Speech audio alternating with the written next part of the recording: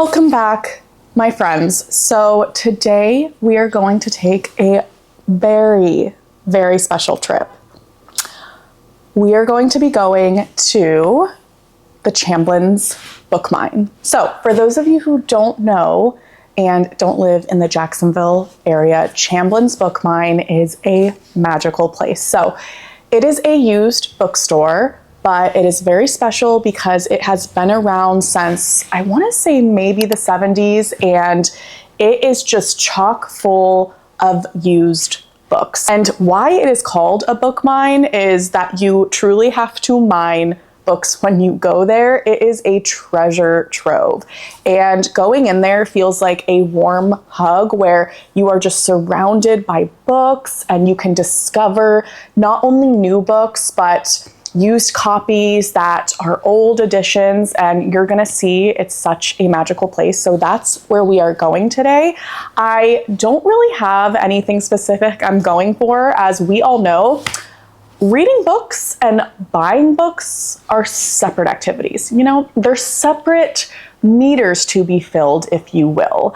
And right now, my book buying meter is technically filled. Like, I have enough books, but like book shopping, perhaps, like that meter needs to be filled every so often. And so I just need that fix. I need to be surrounded by books. I need to be in my happy place. So that's what we're gonna do today. We'll definitely pick up a few things, but come book mining with me and we're gonna have such a great time.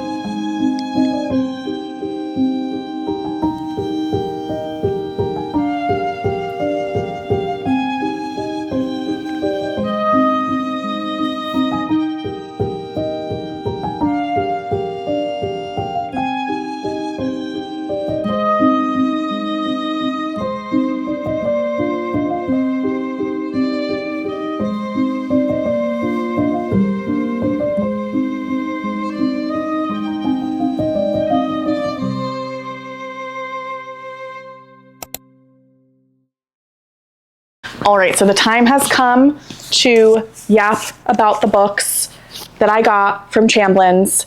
It's this perfect stack, and like as usual, I went in saying I would maybe get a book or two because, like I mentioned, the activity today was book shopping, not necessarily book buying, because the last thing I need is to buy books. The thing about Chamblin's though, right, is it's so unique, and you will find, you'll find really unique books there first off. So like old editions of things, which I picked up one of those that I'm freaking out about. And it's like, you know, if you leave it, you may never find it again. So it justifies getting that book.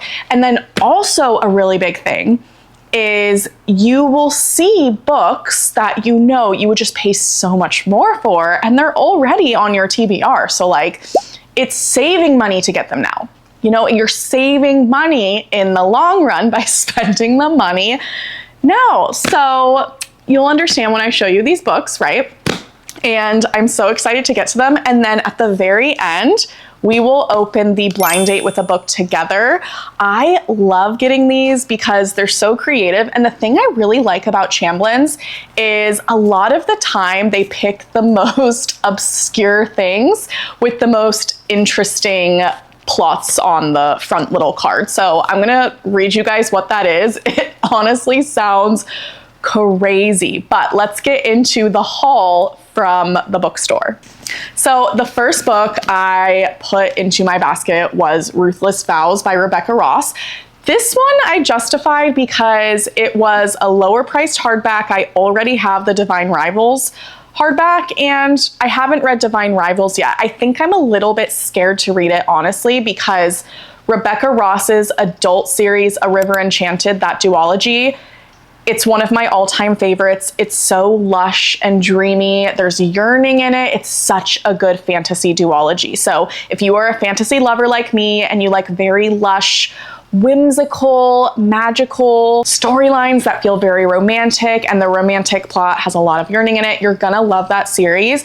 I'm just a little scared because this is YA, and I think it's a little bit of academic rival situation, which I don't think I'm the most into, but I know she's such a great writer, so I'm definitely gonna give this duology a read sometime this year.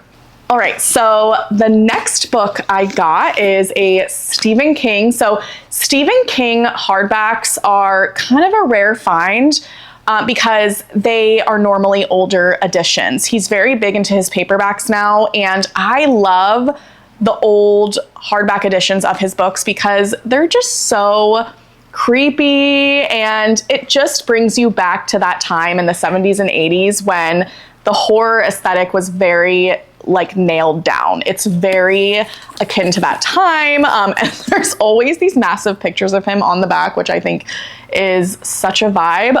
But I actually have never read this one. So I have quite a journey to go on with Stephen King. I've read a few of his books. I've read Pet Sematary. I read The Shining way back in the day.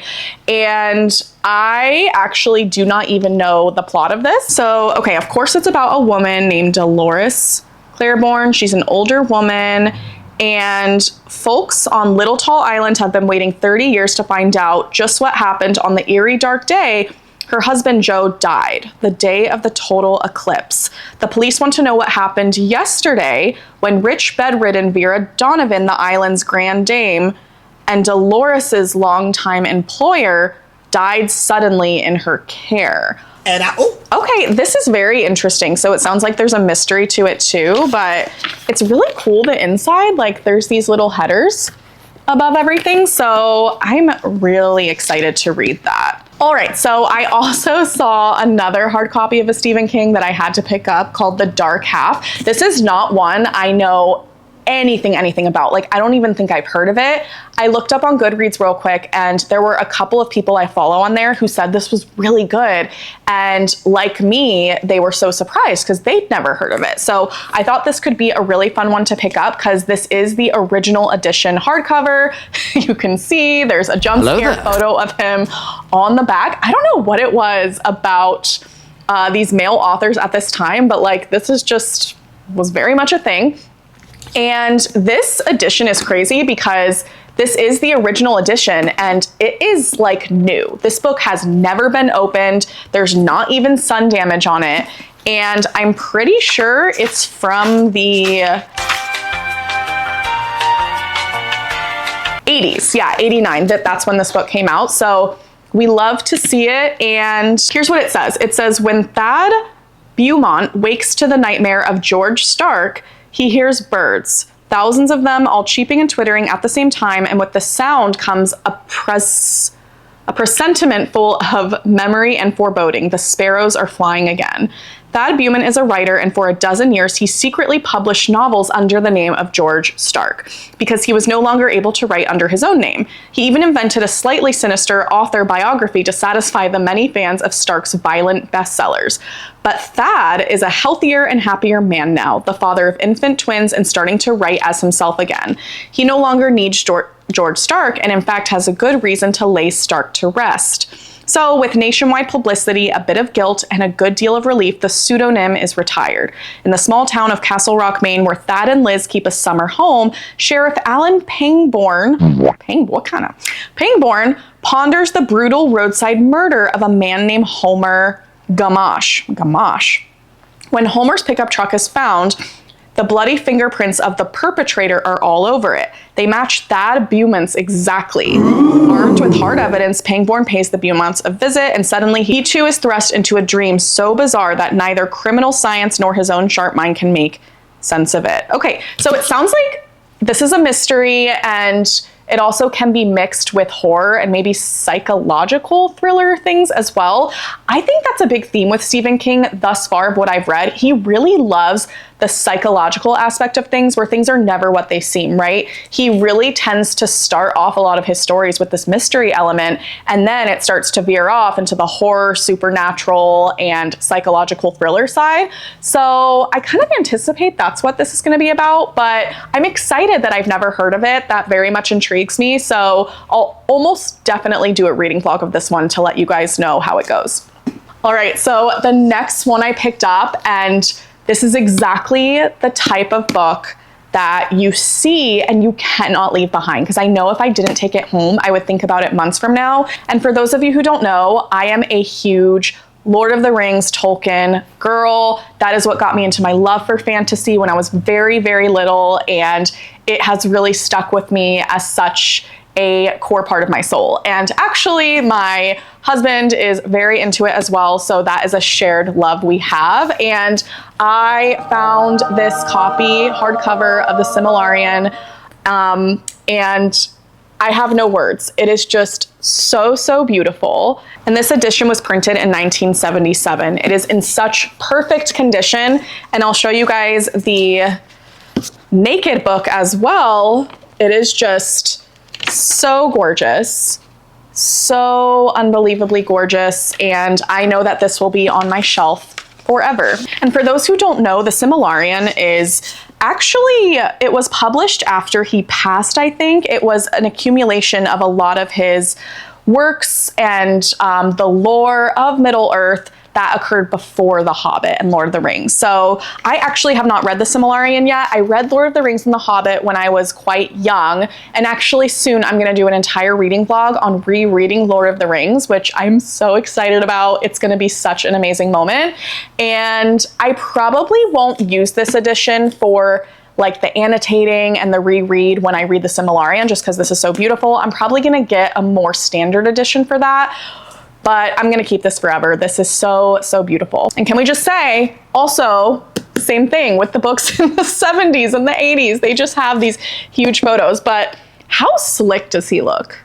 Actually, that is such a cool photo of him. All right, and the last hardcover I got is called The Island of Sea Women by Lisa C. So one of my best friends, Lexi, she is an ocean lover, she's a beach girl, and she's really passionate about the ocean in general, and she highly recommends this book. I've seen her mention it a few times, and first off, the cover is so beautiful.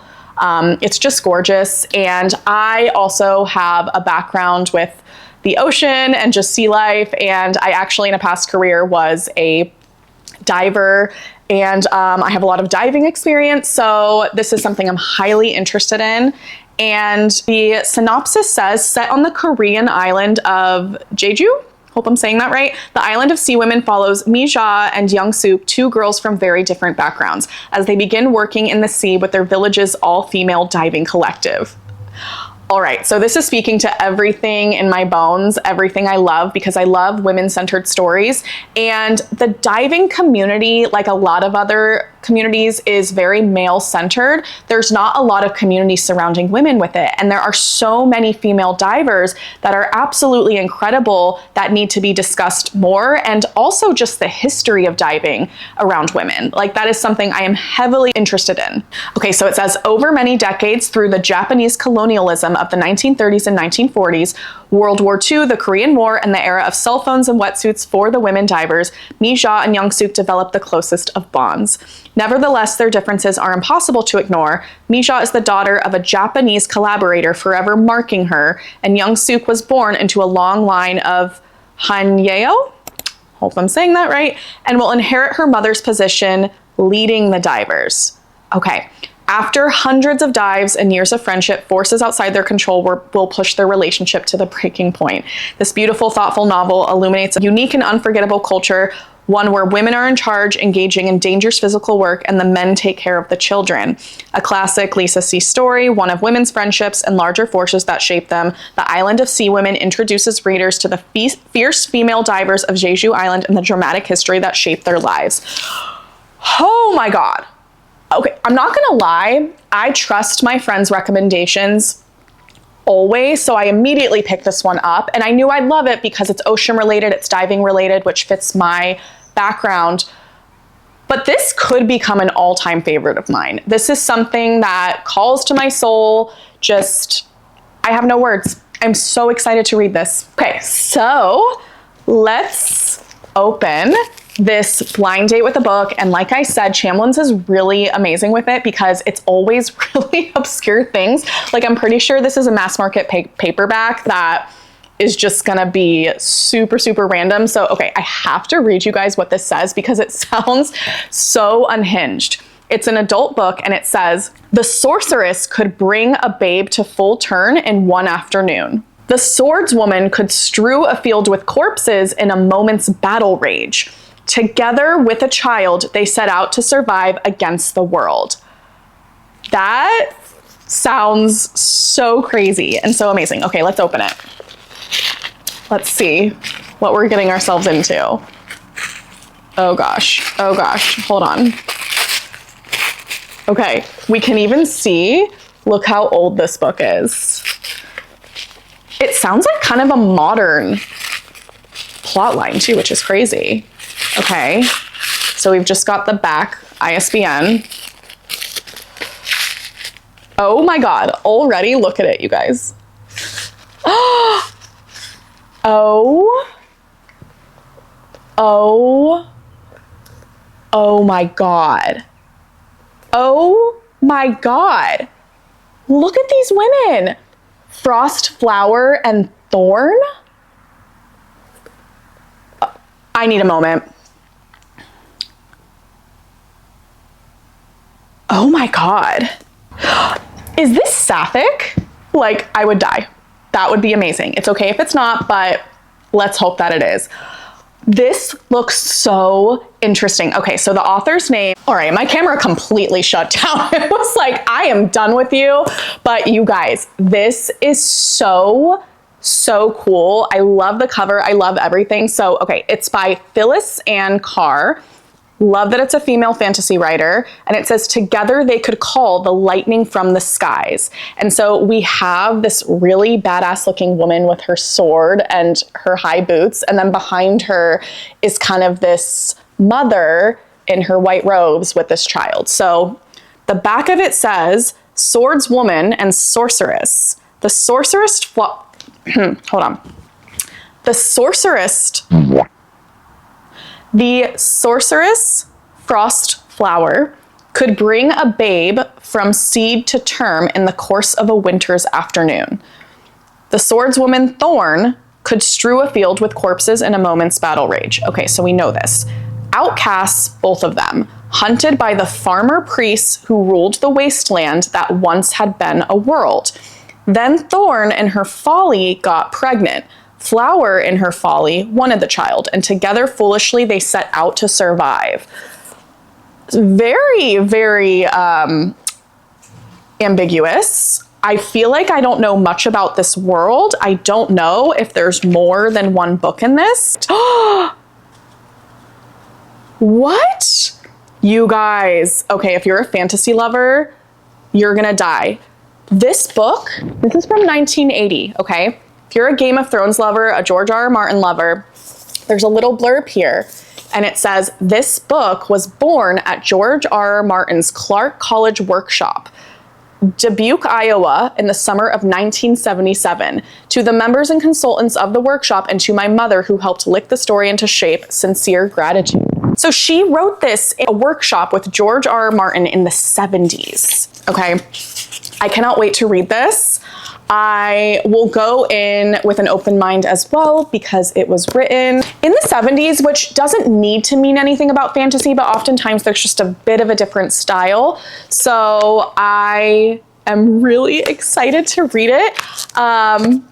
Yeah, I think if you want to know how this book goes and you want to watch me read it, I think I will include a reading vlog with that, but we'll see. I am very, very happy with this. All right, friends, thank you for hanging out with me today. I'm so excited to get through the stack. If you like this video, make sure to give it a like and subscribe if you want to follow along with me getting through these books. I'm so excited to read them. And in the comments, let me know if there's a book you recently picked up that you're most excited to read, whether it's a used bookstore or whatever it is. I want to know. All right, I'll see y'all soon. Bye.